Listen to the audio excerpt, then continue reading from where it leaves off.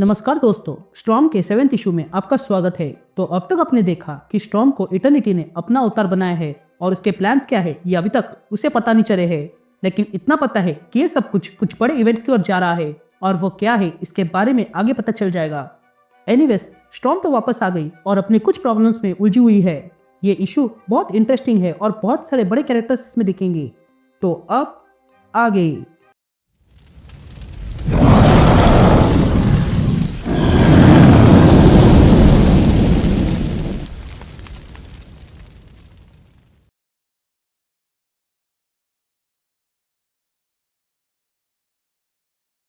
या हम फ्यूचर में देखते हैं जहां पर सिल्वर सर्फर आता है और देखता है कि सारे हीरोज मर चुके हैं। ये देखकर सिल्वर सर्फर कहता है, तुम लोग बहुत लड़े, लेकिन अब मुझे आपके हथियार और आपकी ताकत चाहिए। ये कहते ही सिल्वर सर्फर एक तलवार उठाता है और तब धीरे धीरे सिल्वर सर्फर पूरी तरह बदल जाता है। तभी हमें एक आवाज सुनाई देती है जो कहता है, पावर कॉस्मिक से जुड़ने के बाद अब सिल्वर सर्फर सरतर की टॉयलेट स्वॉर्ड से जुड़ चुका है, इसलिए अब वो इस यूनिवर्स का पावरफुल बीइंग बन चुका है और उसके पास अब इतनी ताकत है कि वो ब्लैक होल को आसानी से तोड़ सकता है और उसके पास इतना स्टेमिना है कि वो पूरे गॉड्स के पैंथियन के साथ 1000 साल तक लड़ाई कर सकता है। लेकिन फिर भी ये बीइंग अपने से बड़ी ताकत को जवाब देता है और वो है गैलेक्टस, ग्रहों को खाने वाला। उसकी हंगर के सामने कोई ताकत काम की नहीं है, पर यह कॉस्मिक रेवेजर भी किसी को जवाब देता है और वो है इस यूनिवर्स का प्लेग, यानी कि ब्लैक विंटर, द एंडर। ये एंडर हमारे यूनिवर्स तक पहुंचने से पहले उसे ऑब्लिवियन वॉइड से होकर जाना पड़ेगा। कितने एल्डर्स ने हिम्मत की पार करने की पर खत्म हो गए, वो भी पावरफुल प्राइमोर्डियल के हाथों, और वो है ऑब्लिवियन। वो हमेशा था और हमेशा रहेगा। पर अर्थ पर स्टॉर्म किसी सरपेंट का सामना कर रही है। ये ग्रीन एनाकोंडा है जिसमें सुपर सोल्जर सीरम का अंश है और वो म्यूटेंट के लिए भूखा है। ये कहते ही हम स्टॉर्म को देखते हैं जो सरपेंट का सामना करने लगती है। तभी स्टॉर्म उस सरपंच के पीछे चली जाती है और कहती है, हमारे पास समय नहीं है क्रीचर, तुम ठंडे खून वाले हो तो जल्दी से सो जाओ। यह सीन शिफ्ट होती है और हम 7 दिन पहले आयरन मैन को देखते हैं जो स्टॉर्म के सेंचुरी में आया था। तभी आयरन मैन स्टॉर्म से कहता है, तुम्हें अच्छा सिक्योरिटी सिस्टम लगाना चाहिए। जिस पर स्टॉर्म कहती है, तुम्हें दूसरों के घर में घुसना बंद करना चाहिए, ये मेरा घर है और मैं अब सोने जा रही हूँ। ये कहते ही स्टॉर्म जाने लगती है। लेकिन तभी आयरन मैन स्टॉर्म से कहता है कि यह टचला ने हमसे नहीं कहा था।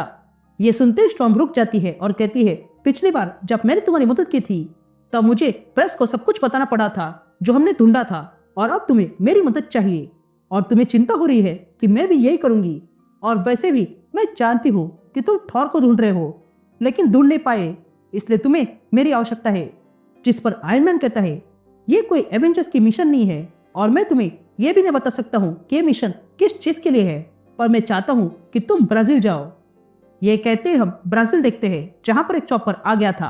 तभी हमें टोनी की आवाज सुनाई देती है जो स्टॉर्म से कहता है, रीजन क्या है ये मैं समझा नहीं सकता हूं, पर हम किसी मैड साइंटिस्ट के साथ काम कर रहे हैं जो फिर से सुपर सोल्जर सीरम बना रहा है ताकि कैप्टन अमेरिका बना सके।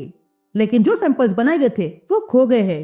ये जिस चॉपर से जा रहे थे उस पर बिजली गिर गई और हमने एक अच्छे आदमी को अमेज़न के रेन फॉरेस्ट में खो दिया है, इसलिए हमें उसके रिमेन्स को वापस लाना है उसके फैमिली के लिए, और साथ ही उस सीरम का सैंपल भी ढूंढना है इससे पहले कि वह गलत हाथों में पड़ जाए। हमने हर तरफ से तूफान लाने का सोचा पर कुछ नहीं हुआ, इसलिए अब एक ही रास्ता बचा है और वो है स्टॉर्म गॉड। अब कहानी प्रेजेंट में आती है और हम स्टॉर्म को देखते हैं जो देखती है कि उस एनाकोंडा को तेज बिजली का झटका लग चुका था जिसके कारण उस एनाकोंडा के चितड़े उड़ गए थे। तभी चेपेत वहां पर आता है और स्टॉर्म से कहता है, तुमने इसे खत्म कर दिया, हमें उस साइंटिस्ट की बॉडी चाहिए थी और तुमने सब कुछ मिटा दिया, हम क्या ले जाएंगे। तभी स्टॉर्म कहती है, ये क्रीचर राख बन चुका है और ये मैंने नहीं किया है, कोई तो यहाँ पे है जो ये कर रहा है। तभी हम देखते हैं कि वहां पर मामा रंगन आ गया था, तो वही स्टॉर्म के पीछे कुछ आ जाता है और तब स्टॉर्म पर हमला हो जाता है और हम देखते हैं कि वहां पर सांगो आ चुका था और उसके साथ सुजानो आ गया था और वे लोग आते ही हमला करते हैं। यह देखकर स्टॉर्म तुरंत सुसानो पर हमला करता है, लेकिन तभी सुसानो वहां पर जोरदार क्लैप करता है जिसके कारण स्टॉर्म पीछे हो गई थी। तभी देखकर स्टॉर्म जैपेट से कहता है, तैयार हो जाओ, हम यहाँ से बाहर जा रहे हैं।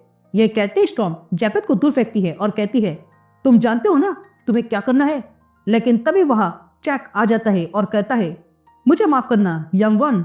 यहाँ स्टॉर्म भागने का प्रयास करती है लेकिन चैक उसके बाल पकड़कर पीछे खींचता है और कहता है, क्या तुम यहाँ से भाग रहे थे। ये कहते ही चैक स्टॉर्म को उसके बालों से पकड़कर जमीन पर पटकता है और कहता है, ये शेमफुल है।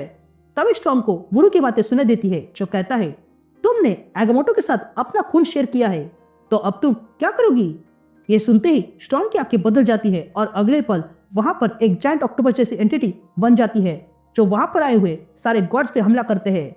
ये देखकर मामारंगन तुरंत स्टॉर्म पे हमला करता है, लेकिन तभी स्टॉर्म पास में पड़ी सुजारू की तलवार उठा लेती है और मामारंगन पे जोरदार वार करती है। फिर उसके बाद स्टॉर्म अपने सेंचुरी में आती है और कहती है, जेपेथ, जल्दी से आयरन मैन को कॉल करो और उसे कहना कि यहाँ पर जो वेदर अनोमली हो रही है वह जल्दी खत्म हो जाएगी, और साथ ही ये भी कहना कि उस साइंटिस्ट के बचे हुए हिस्से भी मैं लेकर आ रही हूँ और मेरे लिए आर्मर और ब्लेड लेकर आना, क्योंकि मैं गॉड को हंट करने जा रही हूँ। ये कहते ही वो वहां से जाने की तैयारी करती है, लेकिन तभी वहां पर थंडर बरसने लगता है और तब स्टॉर्म के सामने थॉर आ जाता है।